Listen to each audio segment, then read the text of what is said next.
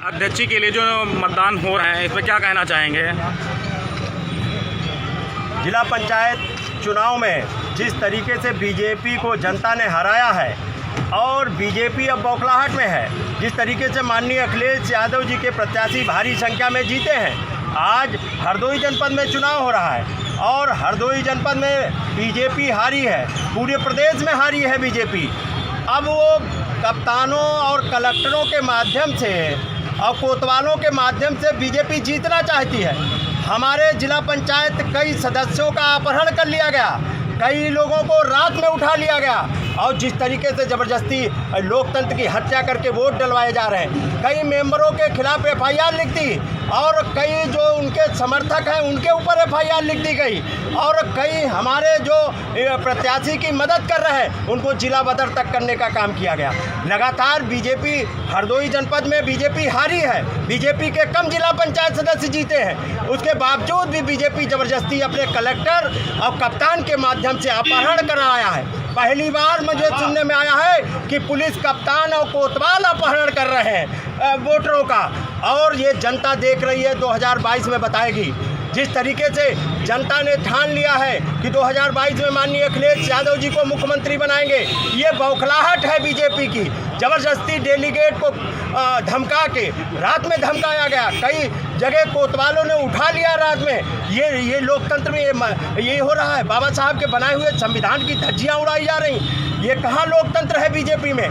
BJP ने लोकतंत्र को तहस नहस कर दिया है और इस बीजेपी के अन्याय अत्याचार के खिलाफ समाजवादी पार्टी लड़ती रहेगी और अंतिम समय तक लड़ती रहेगी। इस अन्याय के खिलाफ अन्य पार्टियों ने तो शस्त्र डाल दिए हैं, कोई नहीं लड़ रहा, केवल समाजवादी पार्टी मुकाबला कर रही है और मुकाबला करती रहेगी। और इनको जब तक सत्ता से बेदखल नहीं कर देगी तब तक समाजवादी पार्टी के नेता और कार्यकर्ता लड़ते रहेंगे। और माननीय अखिलेश यादव जी जिस तरीके से उनकी निष्पक्ष छवि है, जिस तरीके से उनके काम है और ये बीजेपी घबराई हुई है, माननीय अखिलेश यादव जी से घबराई हुई है, माननीय अखिलेश यादव जी के बढ़ते हुए जनाधार से घबराई हुई है। जिस तरीके से जनाधार बढ़ रहा है माननीय अखिलेश यादव जी का, उससे बौखलाई हुई बीजेपी अब कप्तानों और कलेक्टरों के माध्यम से जिला पंचायत जीतना चाहती है।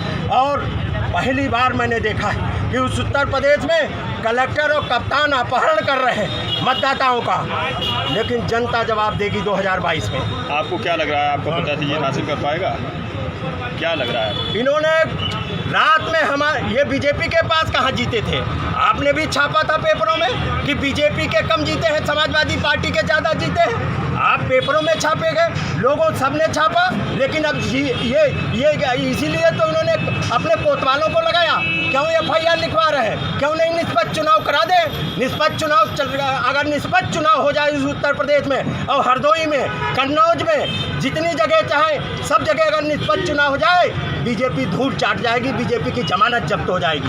ये कलेक्टर और कप्तान अब चुनाव लड़ रहे हैं, बीजेपी नहीं चुनाव लड़ रही है। सपा का डेलीगेशन चुनाव आयोग से मिला था, लेकिन उसमें क्या आपको? समाजवादी पार्टी के राष्ट्रीय अध्यक्ष जी के निर्देश पे, माननीय प्रदेश अध्यक्ष जी के नेतृत्व में हम लोग कई बार गए।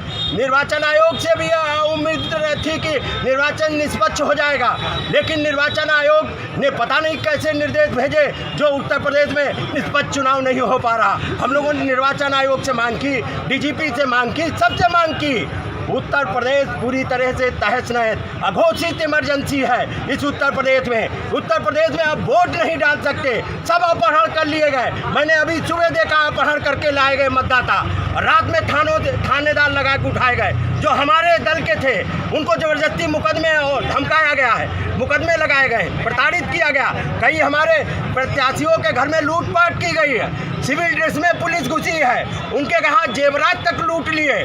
कई हमारी एक महिला सदस्य है, उसके घर में घुस गए, उसको मारा पीटा, धमकाया। उसके बाद में भी हमारा जो प्रत्याशी है दलित है, गरीब है, माननीय अखिलेश यादव जी ने, समाजवादी पार्टी ने एक दलित गरीब महिला को प्रत्याशी बनाया। अब उसको कोई उद्योगपति लड़ाएंगे उसके खिलाफ? ये करोड़ों रुपए इनके पास तब कहाँ चला गया था जब लोग ऑक्सीजन की वजह से तड़प तड़प के मर रहे थे, जब लोग दवाई की वजह से तड़प तड़प के मर रहे थे। अब करोड़ों रुपए निकाल रहे हैं बीजेपी के लोग। ये कहाँ से आया बीजेपी के पास से पैसा? ये चुनाव लड़ने के लिए करोड़ों रुपए आ जाएगा। गांव गरीब जब मर रहा था तब कोई मदद नहीं करने वाला था। इसलिए इस बीजेपी के अन्याय के खिलाफ समाजवादी पार्टी लड़ती रहेगी, हर मोर्चे पर लड़ती रहेगी, लोकतंत्र को ख़त्म नहीं होने देगी।